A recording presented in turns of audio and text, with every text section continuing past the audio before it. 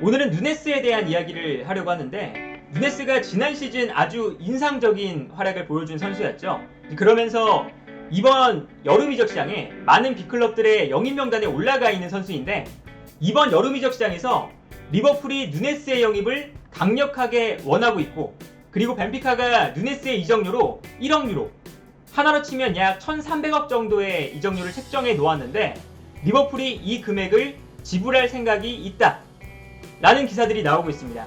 그리고 이제 리버풀 같은 경우는 마네가 이번 여름 이적 시장을 통해서 팀을 떠날 가능성이 높아지고 있기 때문에 마네의 공백을 누네스로 메우려는 것이 아니냐, 이런 이야기들이 나오고 있는데요. 누네스의 기록을 살펴보면 누네스가 이번 시즌 아주 뛰어난 득점 감각을 보여준 선수였습니다. 누네스가 리그에서는 28경기에 나와서 26골, 리그 득점왕을 기록했고요. 그리고 챔피언스 리그에서도 10경기에 나와서 6골이라는 아주 많은 득점을 기록을 했습니다. 기록을 비교해 볼 때 나오는 수치가 슈팅당 골 전환율이거든요. 전체 슈팅에서 얼만큼 득점이 들어갔느냐, 이것이 이제 공격수의 결정력을 평가할 때 가장 중요한 부분 중 하나로 평가를 받고 있는데, 유럽 5대 리그에서 베티스의 후안미가 슈팅당 골 전환율이 29%, 1위고, 그 다음이 이제 손흥민 선수가 27%로 2위라서 한 27%, 29% 정도면 유럽에서도 가장 높은 골 전환율을 보여주는 선수다, 이렇게 평가를 할 수가 있겠는데, 그런데 누네스는 리그에서 이번 시즌 85번의 슈팅을 기록했는데 이 중에서 26골이 들어갔습니다. 이걸 이제 따져보면 슈팅당 골 전환율이 30.5%거든요. 물론 이제 누네스가 벤피카에서 뛰기 때문에 유럽 5대 리그로 평가를 받진 않지만, 그래도 손흥민이나 후안미보다 높은 골 전환율을 보여줬다. 이것은 누네스가 이번 시즌 아주 득점력이 물이 올랐다 라고 평가를 받고 있는 이유라고 할 수가 있겠고요. 그리고 누네스가 단순히 리그뿐만 아니라 챔피언스 리그에서도 아주 결정력이 뛰어난 모습을 보여줬습니다. 챔피언스 리그에서는 슈팅을 17번 시도했는데 그 중에 6골이 들어갔어요. 그러면서 슈팅당 골 전환율이 35.2%입니다. 오히려 리그에서보다 훨씬 더 골 전환율이 높았거든요. 그만큼 누네스의 이번 시즌 득점력이 아주 뛰어난 선수였다 라고 평가를 할 수가 있겠고, 그런데 이제 누네스의 플레이 스타일을 살펴보면 누네스가 187cm의 아주 장신이고 체격 조건도 아주 좋거든요. 그런데 이 외형과는 달리 스피드가 아주 빠르고 플레이 스타일이 저돌적인 선수입니다. 일단 누네스의 챔피언스 리그에서의 최고 속도가 시속 36.5km였거든요. 그런데 이게 얼마나 빠른 기록이냐면, 프리미어리그를 기준으로 했을 때 가장 빠른 선수를 살라, 그리고 아다마 트라오레, 그리고 위디거, 이런 선수를 꼽는데, 위디거가 프리미어리그에서 최고 속도가 시속 36.7, 그리고 살라가 36.6, 그리고 아다마는 36.6, 이렇게 보통 한 36을 넘으면 아주 빠른 선수로 분류가 돼요.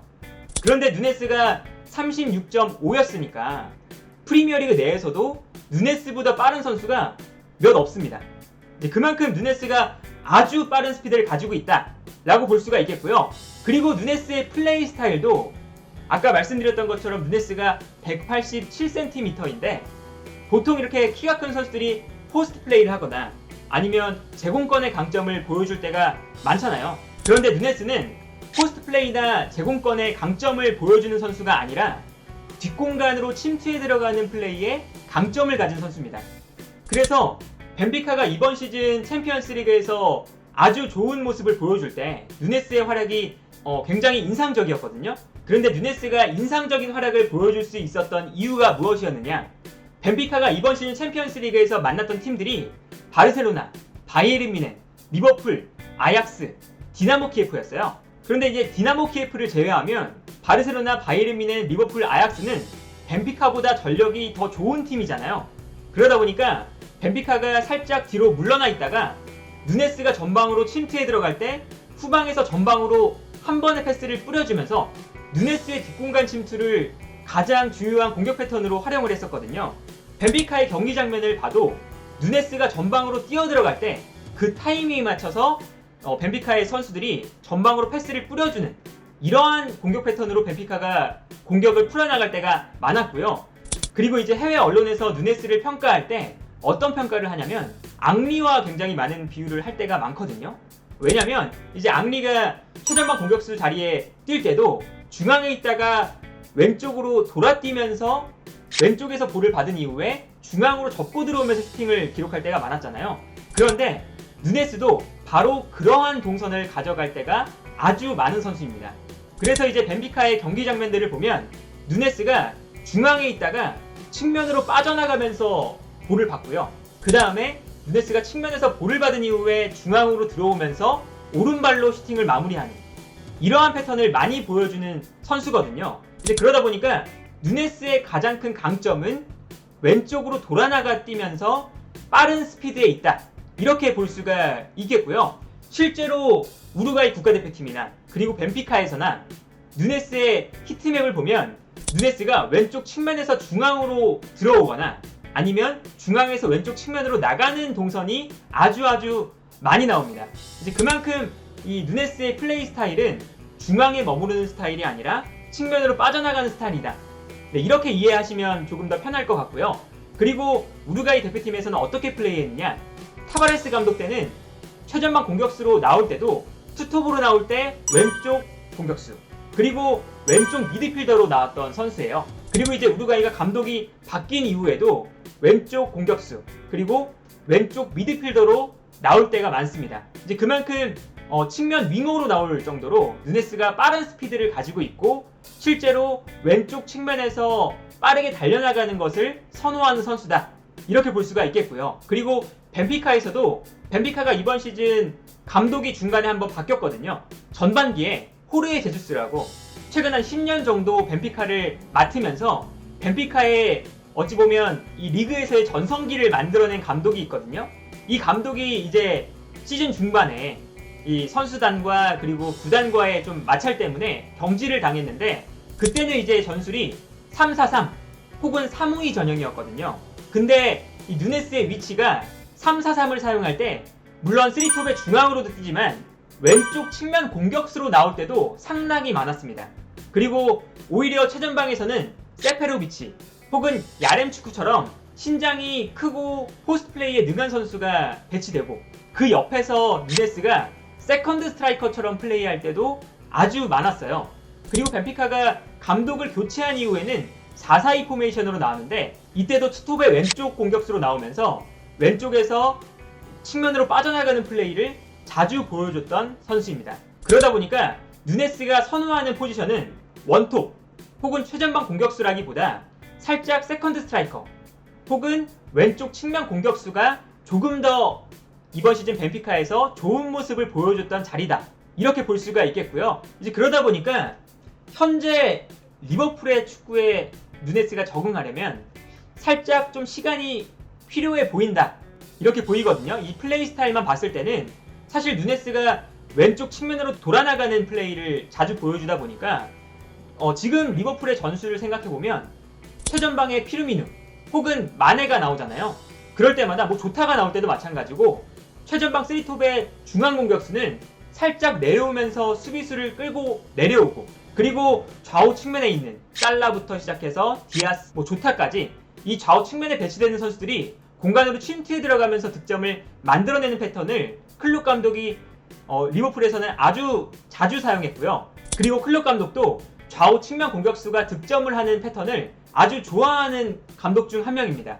그런데 사실 이 누네스가 리버풀로 왔을 때는 이 3톱의 좌우 측면 공격수가 아니라 3톱의 중앙 공격수로 아마 배치가 될 가능성이 높기 때문에 이 리버풀의 전술이 원하는 역할 살짝 내려와서 연계 플레이에도 가담하고 수비수를 끌어당기면서 살라나 왼쪽에 있는 디아스에게 공간을 만들어주는 역할 이 역할을 누네스가 수행할 수 있을 것이냐 이것에는 살짝 좀 의문이 드는 게 사실이에요. 해외 언론에서도 평가하는 것이 누네스의 약점은 연계 플레이다 이렇게 평가를 할 때가 많거든요.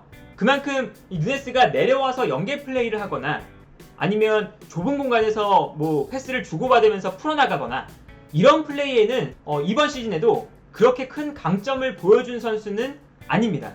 이제 그러다 보니까 클롭 감독이 누네스를 영입하면서 구상하고 있는 리버풀의 전술이 최근에 리버풀의 피르미누나 아니 마네처럼 제로톱의 역할을 주는 것이 아니라 전방에서 누네스의 빠른 스피드를 활용하면서 누네스를 중심으로 누네스의 공간 침투를 활용한 공격 패턴을 좀 구상하고 있는 것이 아닐까, 이런 생각이 들거든요. 이제 그도 그럴 것이 마네가 이번 여름 이적 시장에서 팀을 떠나고 그리고 살라의 재계약도 이루어지지 않는다면 결국에는 전방에서 살라와 마네로 이어지는 이 폭발적인 스피드를 활용해서 공간으로 침투해 들어가는 플레이, 이런 플레이들이 리버풀에서는 많이 사라질 수가 있거든요. 이제 그러다 보니까 누네스를 활용해서 살라와 마네의 그 폭발적인 공간 침투, 요 플레이를 누네스에게 주려는 것이 아닐까, 요런 이제 좀 생각이 들고요. 그리고 이제 누네스가 187cm의 큰 키인데 공중볼 경합을 했을 때도 챔피언스 리그에서는 승률이 37.8%, 그리고 리그에서는 40%였어요. 누네스의 신장을 생각해보면 공중볼 상황에서의 승률도 그렇게 높은 선수는 아니다, 이렇게 평가를 할 수가 있거든요. 그러다 보니까 누네스를 영입했을 때 누네스를 정통적인 최전방 공격수라고 생각을 하시면 안 되고, 누네스는 살짝 세컨드 스트라이커, 그리고 왼쪽 측면으로 돌아나가는 스타일이다. 그리고 누네스의 가장 큰 강점 중 하나가 전방 압박도 아주 좋은 선수 중 한 명이거든요. 그래서 이번 시즌 챔피언스 리그에서 90분당 7번의 전방 압박을 시도했는데 이 기록이 벤피카에서는 가장 많은 기록이었어요. 이처럼 누네스가 전방 압박에도 아주 적극적인 선수고, 그리고 빠른 스피드를 활용해서 저돌적으로 밀고 들어가는 스타일이기 때문에 전방에서 누네스가 아주 넓은 활동 반경, 그리고 많은 활동량을 가져가면서 상대의 수비를 혼란스럽게 만들고, 이때 누네스의 움직임을 따라서 상대 수비수가 움직이게 되면 이때 공간이 발생할 때 살라나 디아스 혹은 조타가 공간으로 침투해 들어가면서 득점을 만들어내는 패턴, 이러한 패턴을 클롭 감독이 좀 구상을 하고 있는 것이 아닐까라는 생각이 들고요. 물론 이제 누네스의 이적료가 1억 유로, 하나로 치면 1,300억이다 보니까 아주 좀 이적료가 높은 선수거든요. 그리고 누네스가 이렇게 좋은 활약을 보여준 게 당장 지난 시즌을 기점으로 좋은 활약을 보여준 거라서 누네스가 좋은 활약을 보여준 기간이 또 길지도 않습니다. 그런데 누네스가 어마어마한 몸값으로 평가를 받고 있고, 그리고 리버풀이 이 1억 유로라는 이적료를 누네스에게 지불을 하려고 하는 그 이유는 누네스가 그만큼 신체 조건도 좋고, 그리고 스피드도 엄청나게 빠르고, 그리고 이번 시즌 결정력도 아주 좋았고, 이러한 이제 누네스의 잠재력이 1억 유로만큼의 가치를 할 수 있다 라고 평가를 받고 있다라고 좀 생각을 해볼 수가 있겠고요. 그리고 이제 누네스가 리버풀로 이적을 하게 된다면 누네스의 플레이 스타일을 클롭 감독이 이렇게 크게 바꿀 것 같진 않고, 리버풀로 갔을 때 리버풀이 이제 살라와 마네 그 다음 세대를 좀 생각을 하면서 누네스를 중심으로 새로운 이 공격 라인이 재편되지 않을까 좀 생각이 되네요. 이렇게 누네스의 좀 이야기는 정리를 해보겠습니다.